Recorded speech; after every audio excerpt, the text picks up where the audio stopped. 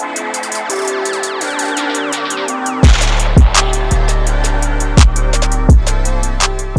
warahmatullahi wabarakatuh. Halo Sobat JK, senang sekali saya Diti Oktivira kembali menemani Sobat JK dalam Bincang Warga.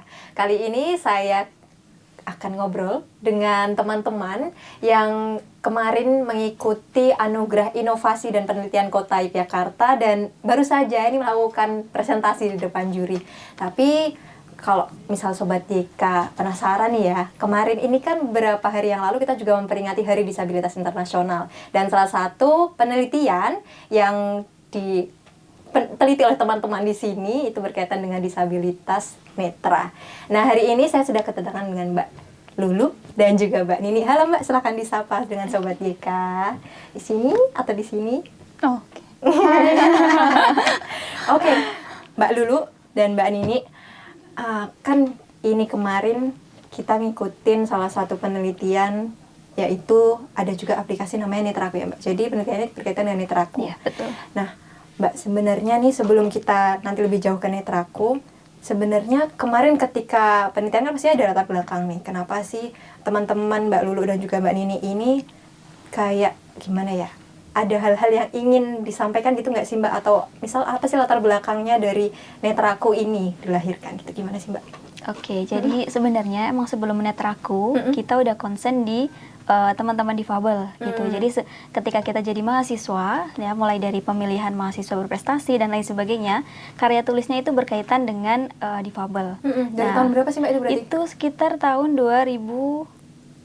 Udah lama jadi ya emang berarti? ide awalnya tahun 2019. Nah, kemudian saat pandemi kan kita pulang nih ke rumah masing-masing. Nah, terus nemuin nih masalah di rumah gitu. Sekolah difabel itu baru hanya satu di daerah saya di Lampung. Jadi kan kita kayak, aduh ini nanti harus learning from home gitu. Biasanya mereka itu harus belajar dari rumah. Biasanya dari sekolahan dengan fasilitas yang aksesibel bisa diakses di sekolahan. Tapi karena learning from home, jadi kan mereka hanya memanfaatkan yang dari rumah aja gitu loh. Sedangkan di rumah aksesnya itu nggak mumpuni. Begitu pula dari orang tua kemampuannya juga belum mumpuni untuk membimbing anaknya yang difabel seperti itu. Nah kemudian awalnya gitu kita ada komunitas namanya OPOR, One Person One Record. Jadi istilahnya satu suara dari kita itu bisa bermanfaat buat semua gitu. Nah itu tuh kita bantu untuk pembelajaran buat teman-teman difabel dari rumah dengan memproduksi audiobook, poster buat teman-teman difabel rungu gitu kan, dan juga gambar-gambar edukasi gitu untuk mereka. Nah itu awalnya dari situ, berawal dari situ, dan audiobook kita pun kita sebarkan ke yang lain gitu. Jadi nggak cuma di Lampung aja, tapi ke daerah-daerah lain. Begitu pula dengan relawan jarak jauh. Ya dulu kita relawan jarak jauh karena kan kita COVID, jadi kita harus dari rumah masing-masing kerjanya gitu. Jadi ada yang nyumbang suara juga dari jarak jauh gitu. Kita distribusikan dalam bentuk audiobook gitu. Nah kemudian ide untuk Netraku itu sebenarnya kelanjutan ya Mbak. Jadi kan kita untuk kegiatan itu harus berlanjut, istilahnya biar tahu impactnya gimana di masyarakat gitu kan. Nah kemudian kita terpikir Netraku. Sebenarnya idenya sudah lama gitu, tapi kan karena pandemi kita nggak bisa ketemu langsung, nggak bisa diskus langsung, jadi baru kita implementasikan di tahun ini gitu. Jadi kita mengembangkan aplikasi ini awalnya hanya untuk membaca. Nah karena kan waktu itu dari sebelumnya di OPOR itu ada siswa dan guru yang pengen belajar bahasa Inggris nih gitu. Tapi emang nggak mumpuni karena kan emang kita backgroundnya dari pendidikan bahasa Inggris ya. Nah tapi itu tidak mumpuni dan belum ada gurunya pun masih sangat sedikit gitu. Jadi belum ada wadah yang pas gitu. Nah jadilah kita bikin ini untuk membaca nih vocabulary gitu kan, membaca teks-teks bahasa Inggris gitu. Kita juga bantu dengan pembelajaran melalui VN kalau di WhatsApp. Nah, kan mereka masih bisa menggunakan WhatsApp gitu. Nah, terus kok berlanjut gitu karena ada masalah lagi yang mana saat itu kita temui ya Nik gitu. Ada salah satu ini teman-teman netra yang jualan, mahasiswa juga. Tapi saat itu sangat disayangkan sekali ada orang yang nggak bertanggung jawab ya gitu. Jadi hasil jualannya itu diambil Mbak gitu. Ditipu berarti ya? Iya, ditipu gitu. Seperti itu. Jadi kayak kita ya Allah prihatin gitu kan. Bener. Semua butuh punya hak yang sama gitu kan ya. Akses yang sama. Jadi kemudian kita bikin beberapa menu di sini. Ada 6 benda, uang, tulisan dan jalan, sisanya untuk atur. Nah, ini tuh untuk bantu mobilitas keseharian mereka gitu. Yang mana nanti mereka bisa tahu nih gitu. Nanti uang yang dikasih ketika berdagang itu cukup apa enggak atau kembaliannya berlebihan gitu. Iya. Karena Jadi waktu itu ditipu kan, Mbak. Dia bisa di-take gitu ya, Mbak? Betul. Nah, jadi kita bikin ini ya, Mbak Nik. Nah, terus abis itu kita ada 6. Ini kita terinspirasi dari titik yang ada di huruf Braille. Itu kan Iya. ada 6 gitu. Dan warnanya pun kontras karena nggak cuma teman-teman netra aja, Mbak. Gitu. Karena kita juga untuk teman-teman low vision. Iya. Terus pernah kita uji coba ya ke Semarang gitu, dan kebetulan gurunya low vision, jadi masih bisa menggunakan ini. Gitu. Karena memang warnanya ini ya. Kontras. Jadi kuncinya memang kalau warna kontras itu berarti masih kelihatan untuk teman-teman low vision gitu ya. Iya. Jadi sebenarnya penataannya seperti ini pun sudah kita riset di lapangan, Mbak. Gitu. Karena kenapa nggak full aja gitu? Kenapa nggak di atas saja gitu? Karena kalau kita pakai HP itu kan asumsi kita bahwa kita tuh pegangnya seperti ini ya. Iya, Jadi itulah kenapa alasan kita mempetakan tombol-tombol itu sesuai dengan jangkauan jari teman-teman. Ya, pada ya seperti kita pada umumnya kalau menggunakan HP kayak gini nggak mungkin sampai sini terlalu jauh. Apalagi mereka belum mampu untuk misalkan ke atas atau misalkan kan merasa kesulitan gitu. Dengan ini akan mempermudah mereka untuk mobilisasi. Betul. Nah, tadi kan Mbak Lulu dan juga Mbak Nini kan menyampaikan kalau background pendidikannya pendidikan bahasa Inggris ya, Mbak.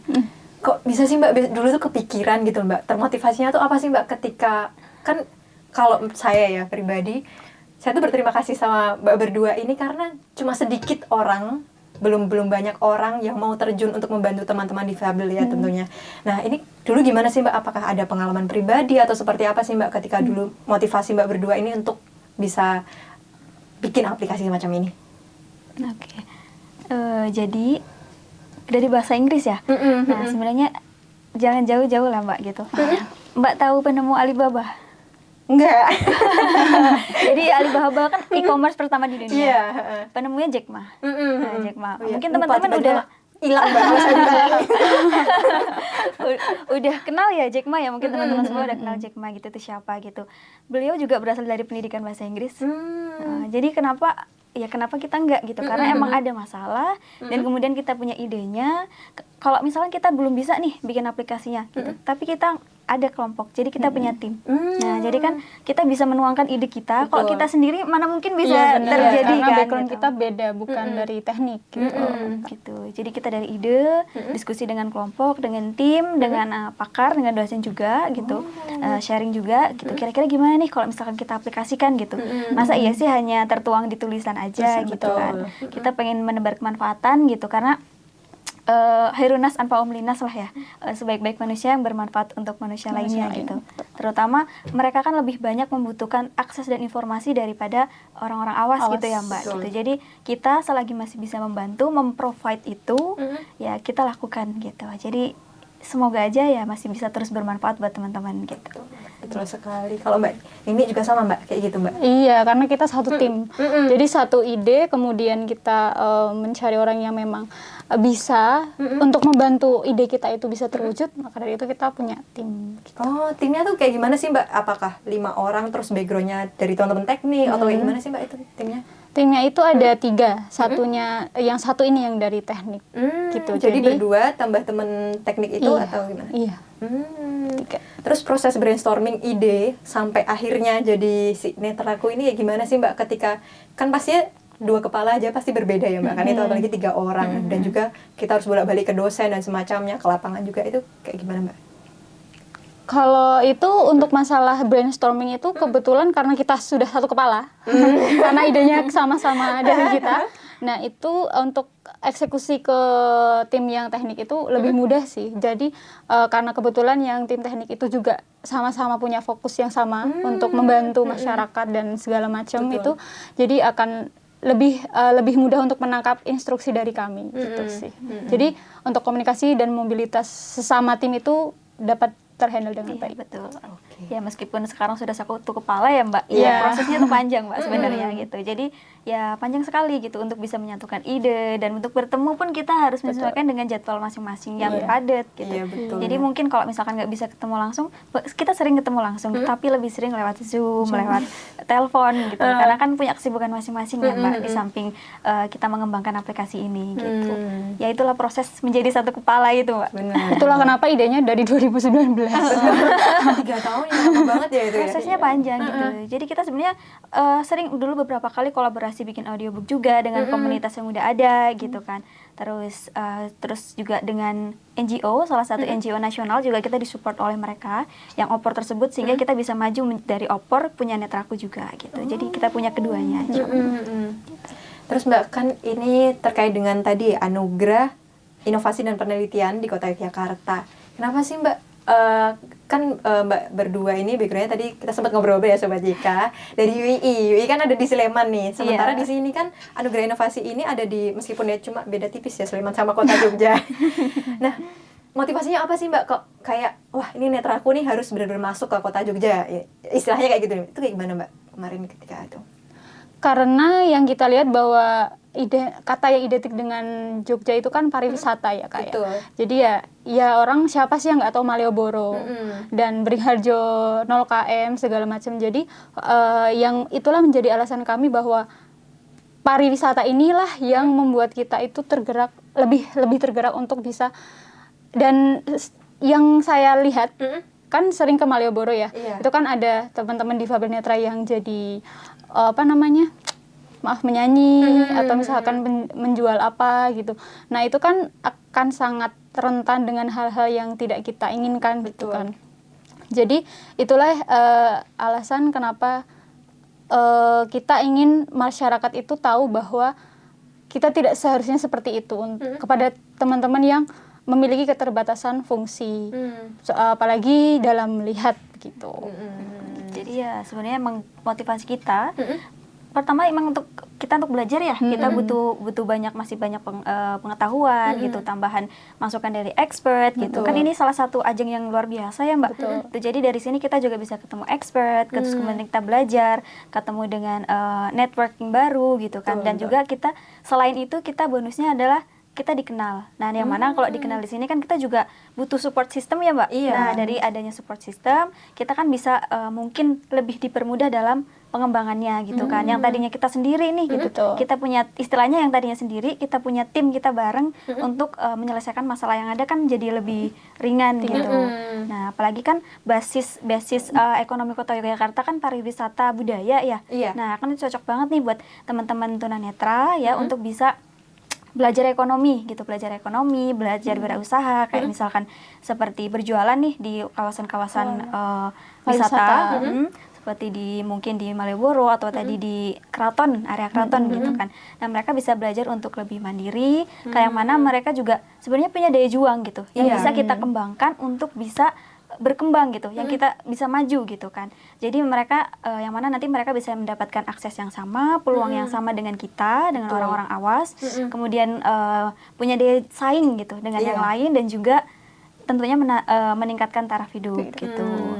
Jadi ya seperti itu ya motivasinya gitu. Ini meskipun beda wilayah, tapi menurut kita sama-sama Jogja gitu. Intinya Jogja ya wisata tuh nggak cuma kota Jogja aja, tapi seluruh kota Yogyakarta gitu. Jadi kita rasa ini bisa membantu teman-teman yang lain gitu.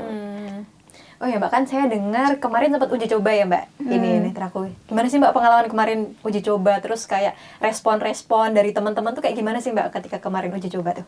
Oke, jadi kebetulan kami kemarin banyak ya melakukan uji coba itu, ada di salah satunya yang paling jauh itu sementara ini masih di Semarang, SLB Negeri Semarang itu.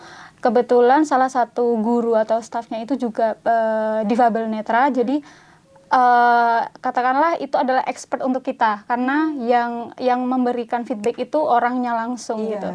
Jadi kami coba dibantu dengan alat ini dan juga dengan kameranya ya kan, kemarin pakai kameranya itu, dan alhamdulillah feedbacknya itu baik ya. Saya senang karena teman-teman tuh pada peduli, pada mengembangkan atau bisa membantu teman-teman yang kurang apa ya, kemampuan dalam Kemampuan, melihatnya gitu. masih terbatas Iya, ya. masih, Betul. masih terbatas gitu. Dan juga pokoknya alhamdulillah kita mendapatkan respon yang luar biasa Mbak gitu. Karena dengan ini gitu itu sangat bermanfaat buat mereka gitu. Kemudian ini juga penggabungan dari sebelumnya udah ada gitu Mbak. Yang mirip-mirip itu udah ada, tapi ya hanya menggunakan satu fitur aja gitu. Yang mana mereka harus menginstal beberapa aplikasi dan itu satu membuat RAM-nya penuh dan kemudian harus buka tutup. Fungsinya gitu. buka tutup loh, kan kita buka aplikasi satu, tutup, buka yang lain gitu untuk fungsi yang berbeda gitu. Kalau Jadi ini nggak kayak gitu ya Mbak? iya Kalau ini Netra kan tuh? langsung kita menggabungkan beberapa fitur fitur. gitu. Jadi ada bisa 4 fitur utama kan? iya gitu. Jadi bisa digunakan sekaligus gitu. Ya, meskipun kita juga masih harus meningkatkan lagi database-nya gitu, tapi alhamdulillah dapat respon yang luar biasa. Dan baru kita uji coba di lingkungan Jogja dan Semarang karena dalam opini kita, dalam pikiran kita dan berdasarkan riset di lapangan, Yogyakarta sama Semarang tuh hampir mirip basisnya pariwisata budaya Iya, gitu. Jadi mereka membutuhkan ini gitu. Jadi itu pengalaman luar biasa lah ketika kita uji coba dan jadi kita tahu secara langsung karena sebaik-baiknya testimoni, sebaik-baiknya peningkatan komen untuk peningkatan feedback itu dari usernya langsung. Gitu. Iya, Karena setuju. mereka menggunakan itu gitu. Sesuai dari apa yang kita lakukan di lapangan, apa yang kita buat untuk perubahan selanjutnya itu sesuai dengan kebutuhan mereka gitu. Alhamdulillah responnya sangat luar biasa dan merasa terbantu dengan adanya aplikasi ini karena tadi yang sudah disebutkan oleh Mbak Lulu nggak harus buka tutup, jadi beberapa fitur tergabung menjadi satu di Netraku. Oh, maksudnya buka tutup tuh yang kayak gimana sih Mbak? Kayak misal kita mau lihat di bagian benda gini apa gimana sih yang buka Buka tutup tutup itu? maksudnya gini, ini satu aplikasi Mbak. Nah, tutup. Kita cari aplikasi lain misalkan. Untuk yang jalan misalkan, Di Iya, jalan tuh. misalkan. Terus mendeteksi uang, tutup. Cari aplikasi lain, mendeteksi uang gitu. Dan selain itu kan juga butuh beberapa aplikasi ya kayak gitu kan. Jadi kan itu merepotkan gitu. Oh harus buka ini, harus buka ini. Apalagi kan ini nggak ada suaranya karena untuk teman-teman difabel netra seharusnya ada suaranya. Iya. Tapi karena jujur untuk orang awam itu sangat susah. Pernah kita coba sangat susah sekali menggunakan talkback gitu. Jadi ketika dibuka sebenarnya nanti kalau mereka yang menggunakan itu ada suaranya gitu. Dan kita juga punya fitur di sini yaitu fitur Ini apa nih, Mbak? perintah suara. Berarti kita misal kasih perintah apa nih kalau mau pakai ini? Misalkan benda nanti akan terbuka fitur bendanya. Yang ini, yang bagian Iya. ini. Iya. Kalau kita kan otomatis langsung mencet bagian bendanya, tapi kalau teman-teman difabel netra pasti akan mencoba untuk melakukan yang perintah suara itu. Iya, tapi kalau misalkan yang mencet, kalau kita kan sekali mencet kebuka Mbak. Nah, gitu. Nah, kalau mereka itu ketika pencetan pertama itu aplikasi akan berbicara tombol benda, tombol uang. Nah, jadi kayak kita buka Microsoft Word gitu kan. Jadi mereka harus klik 2 kali supaya bisa membuka seperti ini. Gitu. Jadi kalau misalkan nggak ada suaranya mereka bingung Mbak. Iya, betul, betul. Jadi untuk membantu juga untuk itunya gitu. Jadi tombolnya juga statis gitu. Kita pakai tombol yang statis biar nggak pindah-pindah. Jadi apal udahan dengan Iya. Kalau pindah juga bingung ya Mbak. Iya. Kalau ke update gitu, misal dia ada update gitu, pasti tetap sama kan Mbak? Atau Iya, untuk tombolnya kita statik. Paling untuk peningkatannya lebih di database sama akurasinya. Akurasi. Iya, pasti itu harus diupdate terus ya. Karena kan benda-bendanya juga makin banyak Iya. atau bentuk tulisan, jalan dan sebagainya. Betul. Terus kemarin ketika uji coba ini kan tadi disampaikan salah satu ada guru. Terus ada nggak sih misal ada teman-teman anak-anak atau misal ada range umur sekian-sekian yang kayak minimal memakai ini tuh ada nggak sih Mbak? Atau semuanya tuh bisa pakai? Semuanya bisa pakai.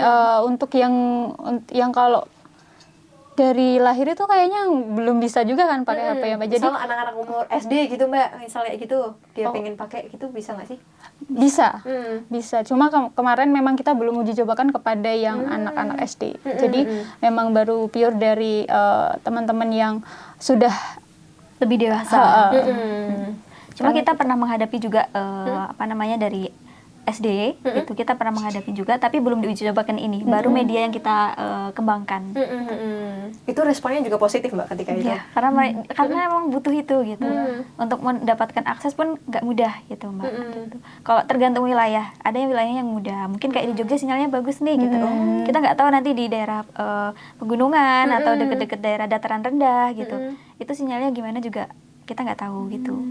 Kalau waktu itu kan kita pengembangan audiobook gitu. Cuma untuk audiobook seperti itu kita bagikan dengan menggunakan MP3 gitu kan. Nah kalau untuk si Netraku ini kita belum uji cobakan karena mengingat kita harus sosialisasi dulu Mbak, gitu dan biasanya kan nggak semuanya itu punya HP, dipasrahkan HP oleh orang tuanya gitu. Jadi yang udah megang HP baru bisa kita sosialisasi gitu. Kemarin kita pun sebelum uji coba kita sosialisasi dulu gitu, penggunaannya. Gitu. Yang di Kota Jogja itu kemana aja sih Mbak? Ada SMP atau misal SMA gitu? SLB Bantul, SLBN Bantul, kemudian yang di Kulon Progo, PGRI Sentolo, PGRI Sentolo, kemudian itu kalau untuk institusi. Kalau yayasan itu Ketunis. ya Ketunis, SLB Ketunis apa Ketunis. sih, Ya Ketunis. Yayasan Itu Tunanetra Islam Indonesia. Iya. Ya Ketunis. Kemudian kalau di komunitas kita ada ITMI ya. Ada ITMI. Kemudian ada ke Yayasan Mardiwuto juga.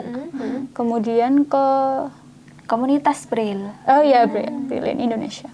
Wah, berarti udah banyak ya Mbak, uji cobanya nggak cuma 1-2 gitu ya Mbak? Iya. Wah bener-bener ini. Terus habis itu Mbak, tadi kan sudah disampaikan kalau misal di bagian database ya Mbak, kalau nggak salah tadi kan butuh perbaikan terus. Sebenarnya ada nggak sih yang ingin di-upgrade gitu Mbak? Apalagi kan tadi ketika selesai presentasi pastinya kan ada insight-insight baru gitu. Ada nggak sih Mbak kayak, sebenarnya kurang bagian ini atau bagian itu, ada nggak sih Mbak sekarang kira-kira?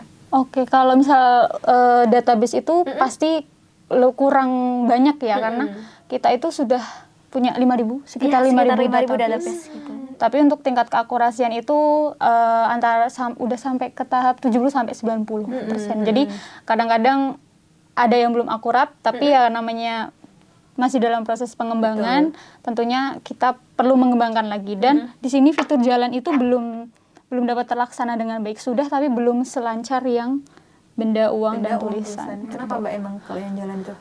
Database-nya susah. Iya, seperti itu. Sama ini Database-nya database gitu. Karena kan kayak misalkan pernah kita uji coba antara gelas berbeda bentuk kan, Pak? Iya, banyak gelas ya. Iya. Jadi ketika kita scan, munculnya vas. Ketika gelas yang seperti ini gelas, tapi ini vas gitu. Jadi kita perlu menambah jenis-jenis gelasnya. Gelas. Gitu. Oh iya, gelas yang belimbing segini. Iya. Ya Allah, gitu. gelas ada banyak ya ternyata.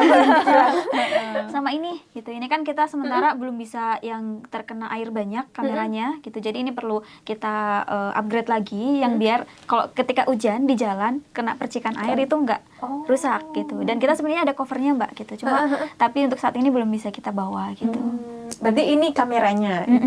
Gimana sih Mbak? Coba dong demo. Ya udah nyambung wifi belum? Ini tuh cara kerjanya kalau misal mau menggunakan kamera itu pakai wifi. Wifi, tapi bukan wifi yang seperti pada umumnya ya, cuma wifi untuk menyambungkan antara kamera dengan HP agar bisa informasinya tuh masuk ke HP gitu. Mau coba? Coba benda boleh? Mungkin coba HP-nya dulu ya Mbak. Boleh.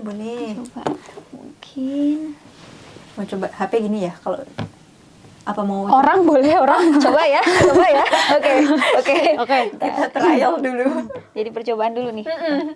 Coba kita pilih. Oke. Deg-degan nih. adalah orang 82. 82 Mbak, tapi masih Akurasinya itu. Akurasinya.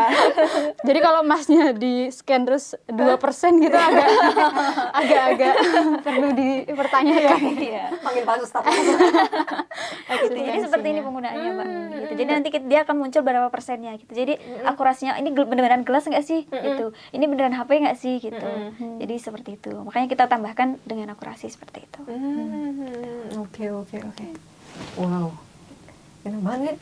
Saya penasarannya tuh uji cobanya gini. Udah berapa orang Mbak yang menjadi ini? Banyak Mbak. Untuk orangnya berapa banyak jumlahnya? Yang udah coba terus ya Mbak. Terakhir Mbak, sebelum nanti kita tutup ini, ada nggak sih Mbak harapan gimana ya? Di Netraku ini selain di Kota Jogja kan tentunya juga pengen ekspansi ya Mbak. Tapi yang ini yang deket-deket aja yang di Kota Jogja ini Mbak, harapannya tuh seperti apa sih nanti aplikasi Netraku ketika nanti benar-benar bisa launching, bisa dikenal sama teman-teman di sini di Kota Jogja itu kayak gimana Mbak? Oke, jadi untuk harapan kita otomatis ya untuk meningkatkan terus ya Mbak. Meningkatkan terus database, meningkatkan terus kualitas aplikasi gitu kan dan lain sebagainya. Karena posisinya kan masih ada orang yang membutuhkan ini. Iya. Jadi kita harus istilahnya selagi kita bisa memfasilitasi, memberikan akses gitu ya sesuai dengan kebutuhan mereka, kita akan fasilitasi itu. Nah, untuk ekspansinya sendiri gitu selain di Yogyakarta dan Semarang, mungkin kita akan bawa ke tempat asal kita masing-masing dulu gitu. Nah, mungkin untuk selanjutnya kita bisa launching secara besar, tapi ya itu insya Allah di waktu yang akan datang, semoga Amin, suatu saat nanti, amin. amin. Yang harapannya bisa membantu mobilitas terutama sosial ekonomi teman-teman tunanetra untuk mungkin bisa mandiri dan juga bisa memiliki daya saing, memiliki kesempatan untuk mendapatkan akses dan informasi dan juga fasilitas yang layak gitu. Karena kan belum semua tersentuh ya oleh pemerintah, Mbak gitu. Jadi setidaknya kita bisa membantu pemerintah juga. Betul. Dan bisa memiliki daya saing dengan yang lain gitu. Yang mana dari sini kita bantu untuk merealisasikan SDGs nih, Mbak. Tujuan pembangunan Iya. berkelanjutan yang tinggal 8 tahun lagi nih, gitu menuju 2030. Banget ya Allah. Gitu. Jadi kayak SDGs bantu SDGs 1, 4, 8 dan 10. Jadi yang pertama itu no poverty, gitu kan mengurangi kemiskinan. Yang keempat kita bantu quality education, jadi untuk pendidikan juga gitu. Kemudian bantu decent work. Jadi untuk membantu pekerjaan yang layak gitu, ekonomi dan pekerjaan yang layak, dan juga ngebantu untuk reduce inequalities itu yang 10 gitu. Jadi membantu kesenjangan yang ada di masyarakat gitu. Untuk harapannya seperti itu bisa sehingga bisa lebih banyak lagi orang yang terbantu. Nah, itu juga alasan kenapa kita mengikutkan aplikasi kita ke anugerah inovasi dan penghargaan penelitian Yogyakarta agar bisa dinotis oleh pemerintah dan nantinya bisa disupport, didukung, dan bisa disebarluaskan ke masyarakat agar kebermanfaatannya itu bisa dirasakan gitu. Karena kita nggak bisa berjalan sendiri, Mbak. Betul. Itu kita butuh support dari stakeholders yang ada gitu kan. Kita butuh network dari komunitas-komunitas lain gitu. Mungkin yang pernah memiliki pengalaman di bidang tersebut gitu. Bisa mengasih masukan ke kita gitu. Jadi kita bisa kerjasama gitu. Untuk mungkin aktivitas selanjutnya kita mungkin bisa rekrut volunteer untuk pemberdayaan pemuda juga gitu kan. Jadi pemudanya itu bisa respect, punya simpati, empati, dan punya sadar gitu akan masalah yang ada di sekitar gitu, teman-teman yang butuh bantuan kita gitu. Jadi ya itu termasuk tadi kita ikut AIP gitu, seperti itu gitu. Dan harapan kita gitu bisa jalin kerjasama dengan stakeholders dan pemuda, pemimpin muda yang akan datang selanjutnya gitu. Jadi untuk menyelesaikan masalah yang ada di sekitar. Betul, simpelnya gitu. Nggak simpel tapi itu ya. Iya, sebenarnya cuma ingin berbuat baik aja nggak sih Mbak sebenarnya ini ya. Iya. Oke. Ada lagi Mbak yang mau disampaikan? Kalau saya pikir nih kemarin saya mikirnya apa nih teraku ini hadiah buat teman-teman ya kan kemarin hari disabilitas internasional ya. Belum lama ya. Ini kok kayak ngepas banget waktunya. Iya, pas banget, gitu. Mbak. Kalau kemarin ada nggak sih momen ketika hari disabilitas internasional ini ada momen khusus nggak sih buat kalian berdua Mbak ketika ada netraku ini juga?